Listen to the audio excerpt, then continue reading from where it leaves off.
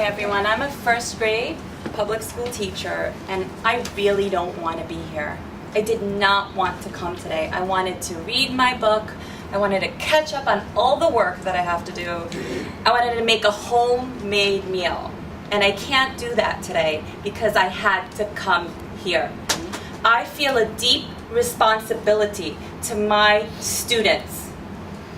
It is disturbing to me that since there is a possibility that charter schools will co-locate and will take resources away from our public schools, I cannot stand with them.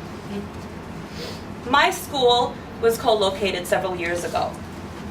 I'm here because I believe that all public school schools should have an art room. They should have a gym. They should have a library.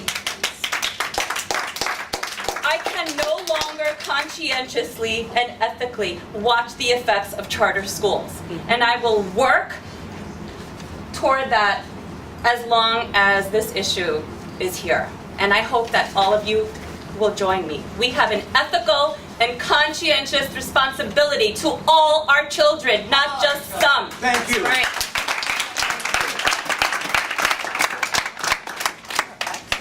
Great. The next speaker is Mindy Rossler. Rozier. Excuse me. My name is Mindy Rozier, and my school is PA Settle 811. We are a District 75 special needs school within 149. We have been co-located with Success Academy since 2006. My school services children with autism, learning disabilities, emotional and psychiatric disorders. At first, everything was fine with the co-location, but then over the next several years, SA has requested more and more space from us.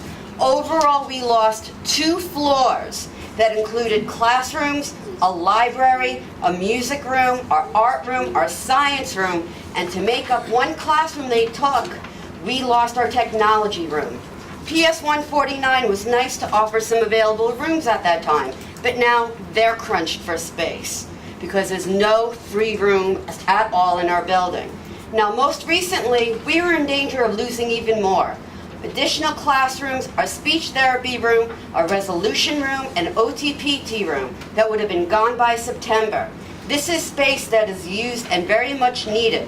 Federal, state, and local laws may have been violated that were put in place to protect these most vulnerable children. What about Section 504 that protects children with disabilities that was so blatantly ignored? Mayor de Blasio said many times that he would not displace special needs students, and he kept his word. Let's not forget the media blitz brought on by Families for Excellence Schools that spent over $6 million to expand in a building that had no free space. The reality was Success Academy wanted to expand in a building that had no free space. Moskowitz students were not getting kicked out. But de Blasio did find space for them. But Ms. Moskowitz still had to make a dig by saying that the original space was ideal. So even a couple of months later, she still had no qualms about almost kicking out and disrupting the lives of our students and families.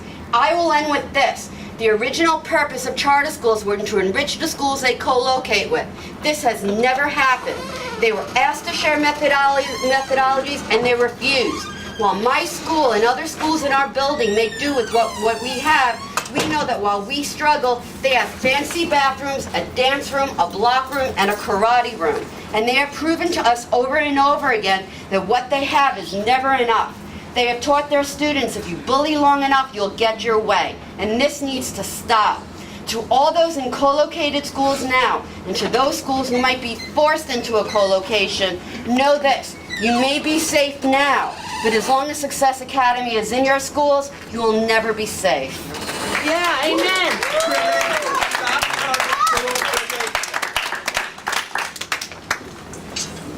Michelle Baptiste.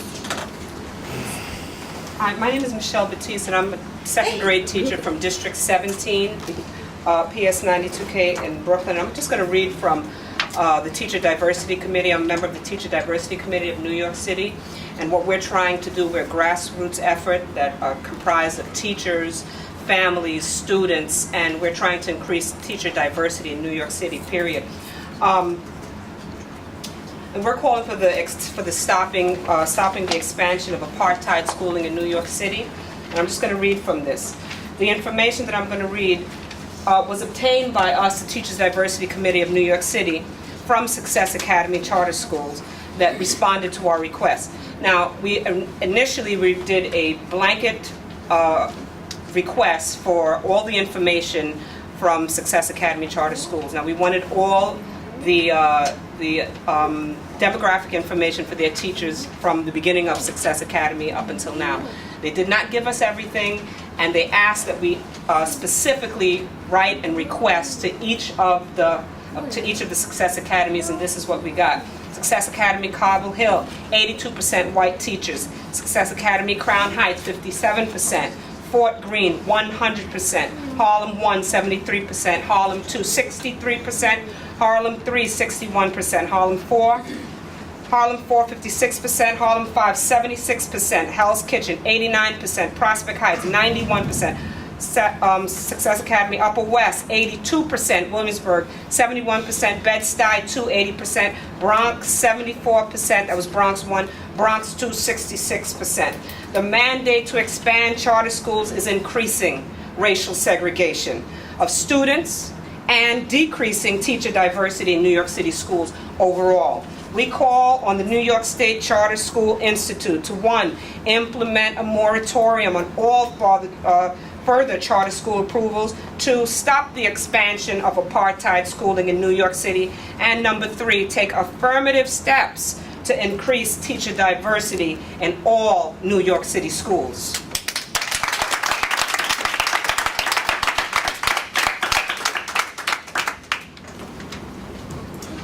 The next speaker is Shino Tanakawa. Well, I'm David DeBose, and I am a retired school teacher from Brownsville, District 23, and also an activist parent from District 14, where we have 3 Success Academies currently, but most of our neighborhood children do not attend them. They prefer the public schools as a choice. But the pressures on public schools are getting stronger and stronger. And I learned more about that today when I went to the guidance hearing that the City Council had. I learned formally and informally that Bloomberg abolished the guidance department along with the teaching and learning department. Then he began the austerity plan, taking funds away. So what happens to public schools under that situation? You've got the perfect beginning for a failed system when guidance counselors and teaching and learning cannot get the support that they need. Along come the charter schools with their attrition rate high that the media doesn't report on. Ms. Glick mentioned that. And those kids poured back into our elementary school in Brownsville, increasing the special needs without the support system there. Perfect setup for creating a failed public system. That gives us then the separate and unequal mess that we have today in so many of our neighborhoods. Of course, parents under those circumstances are going to be interested in alternatives, but it's all a scam and it's all a dirty, nasty setup against our children, against all of our children. And we must do right by all of our children, not just some. Amen. The next speaker is Norm Scott. Hi, my name is Norm Scott. I am with the Movement of Rank and File Educators, but I'm not speaking for the Movement of Rank and File Educators. I'm speaking for myself today. I guess I'm not feeling as kindly with some of the people who spoke for Success Academy today, because basically I feel there's an attitude that, you know what, if the public school kid doesn't get gym, I don't have a problem with that. If the public school kid has to eat lunch at 10 in the morning, I don't have a problem with that. I'm fine if you want to have a Success Academy at school and you pay your chief executive officer for what, 20-something schools, $500,000. When she just rented offices on Wall Street for what, $15 million, and you have the nerve to say you need to have space in our schools? I think it's outrageous. I think it's outrageous that you support that. And I think you should be condemned for that. You know, I live in Rockaway. You know, we had buildings burned down during the storm. Should we blame the fire department? Should we say, oh, I want choice in my fire department, or I want choice in my police department? I think the fact that we have a public school system and have had it for 150 to 200 years, you should be supporting that system. You should be doing what you could to support it. Instead of helping a politically motivated CEO tear down a public institution. That's what you're doing, in essence. And by the way, I couldn't help notice the race of all the people who spoke here.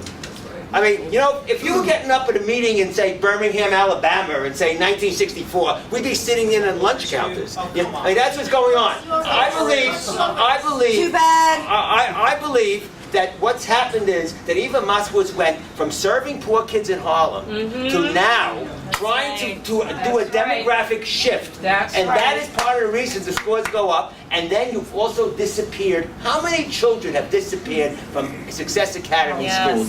One by one. How do you go from kindergarten 80 kids to 55 kids by the 6th grade? How did that happen? Take a look at any public school and compare their kindergartens and their 6th graders. The numbers are the same. Plus, you've also disappeared many of your teachers. That's right. Yeah. The next speaker is Tracy Keege Denton.